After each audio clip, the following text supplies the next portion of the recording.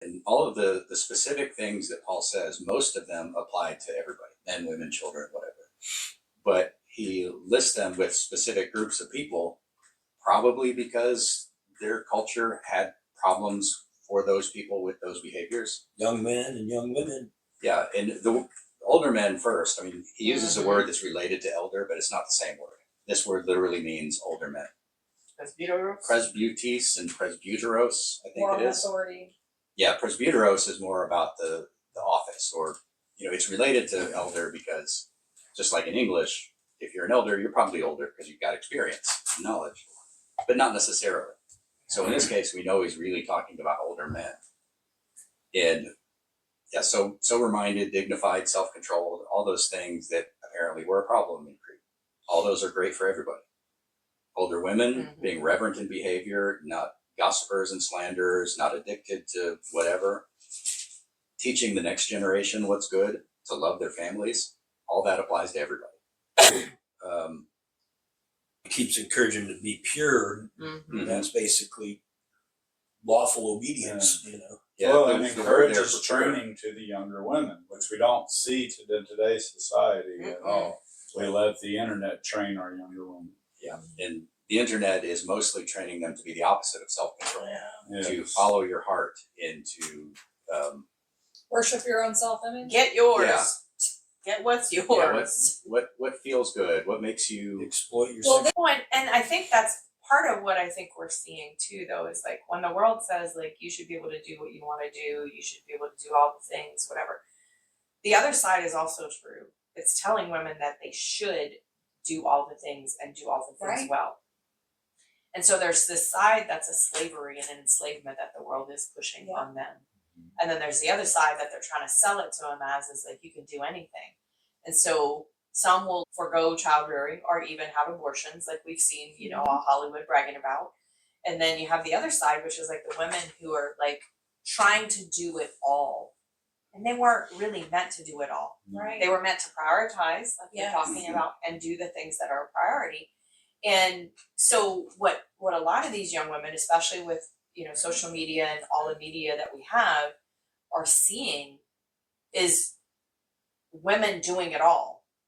And of course, all the women that are claiming to do it all are on social media showing how great it looks and not showing the downside. And then they're also seeing people who are experiencing the downside. They see their friends who have 3 or 4 kids and they're like exhausted. That is hard. I don't want that. And they don't have as much time for their partners, but they, even whether they make time or not, they still don't have as much time. They don't have as much freedom, like all this stuff.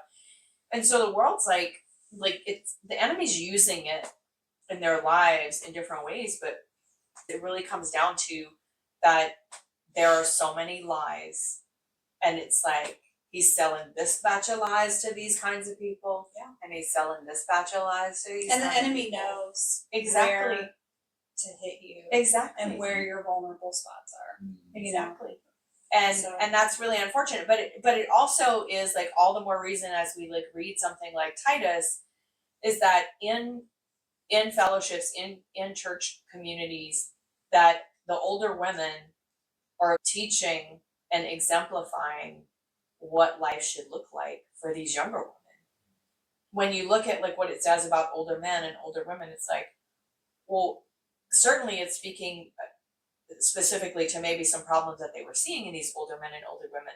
But it's like, shouldn't I be reading this even if I'm a young person and going, okay, this is what I should be trying to do. And then when it does get to younger women, maybe it's talking about the specific problems they were having with younger women in that culture.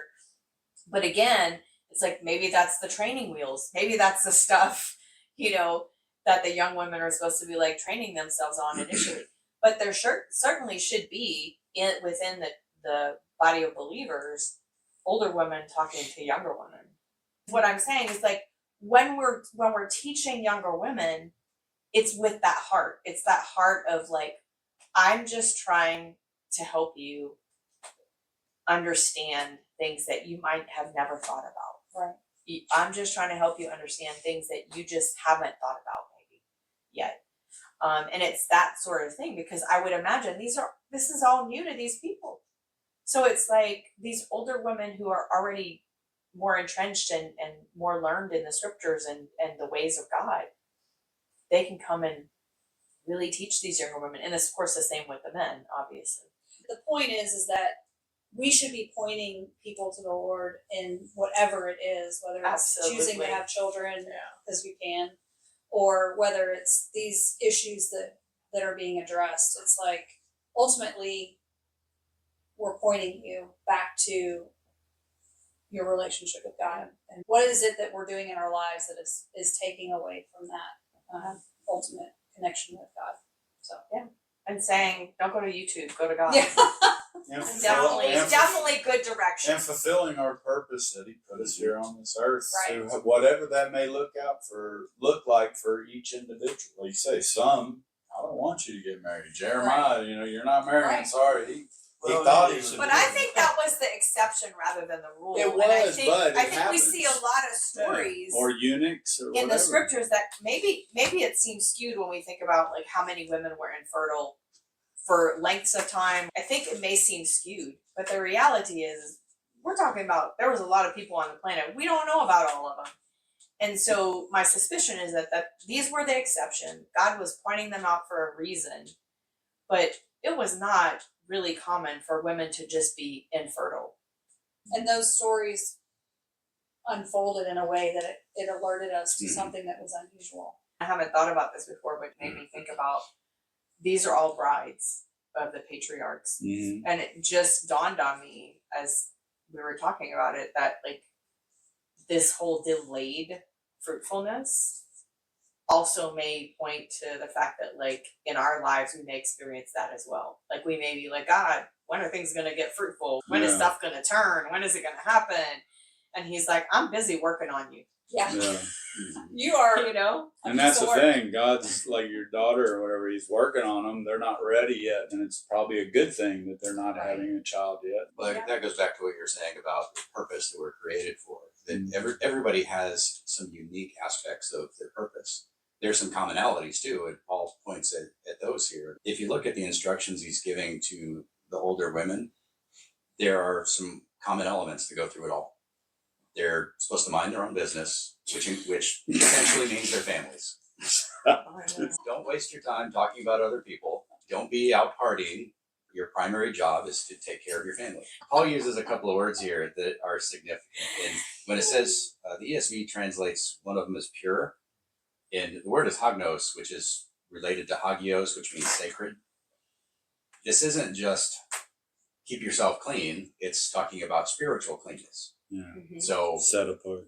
it kind of a reference to we are a kingdom of priests and we are all temples of the Holy Spirit. So we're all supposed to be pure in that sense. We're all supposed to be keeping ourselves undefiled from all the stuff of the world, whatever that is.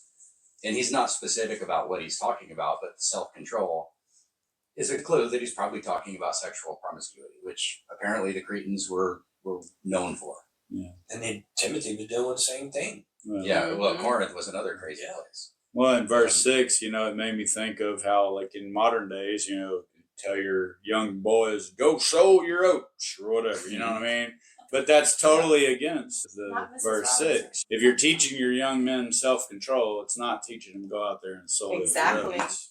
Yeah, well, the next word that Paul uses in verse 5, translated as keepers at home in King James and working at home in the ESV. Working at home is such a retarded translation. It is. That gives completely the wrong idea. It's a single Greek word, oikoros, just one word. And we have one word in English that would be almost a perfect translation that none of our English translations want to use. What is it? Housekeeper. That's what the word means. It just means We're housekeeper. managing the house. It doesn't mean that that's That the you're only dusting. thing you have Right. that you're supposed to do. Right. This Your is one thing furniture. in a list of things. Yeah. What I'm saying is that Paul's primary message to the women of Crete is that their first responsibility to God is to take care of their families. Yeah. Not their only responsibility. Right. Paul is not saying that you're not allowed to work outside the home, can't have a career, can't Correct. run a business, anything like that. He's saying your first responsibility is to take care of your family, which includes taking care of their environment, Exactly. which is housekeeping. I mean, the word literally refers to caring for the domicile. But not saying that it is only a woman's job to clean the house. That is not the point either. You I know. do my best to help you with cleaning around the house. But I don't necessarily do a good job of it, so we know that should be your responsibility anyways. Yes. I think it's an interesting thing because you have like these different phases of life, and I think as an older woman, like you have to sort of redefine what that looks like again, Yep. all over again. Yep. You know, so When it's again another creative process. right. It's a different kind of creative process. Everybody in this room who's had children knows that you have to be very creative. Like, it requires a lot of creativity. One, to keep them occupied when they're little, Right. and so that you're not completely exhausted to where you can't even get out of bed. And two, to be creative about like how do we raise them in the way they should go? How do we teach them the things they need to know? Like, it is the ultimate, I don't want to say test, it Challenge. certainly is a test, but it is the ultimate challenge of your ability to co-create, one with your partner and the other with God. The biggest kind of creative collaborative experience you'll ever have in your life is to co-create with your husband, Yeah. is to build a family.